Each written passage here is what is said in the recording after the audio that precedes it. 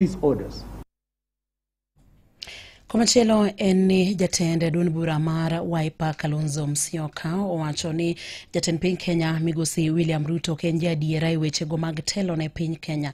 Kalonzo ne lose gwenge mag Kilifi kama bende ne otelo ne jotelo mamoko mabende wuok e riwruok mabende obalo kod sirikal ma pacho kae e goyo debe i campaign ne Stanley Kenga mabende en jalo mabende yaro laro kom mar kar chung' bura e gwenge makono kod otiko mar duond bura mar DCP.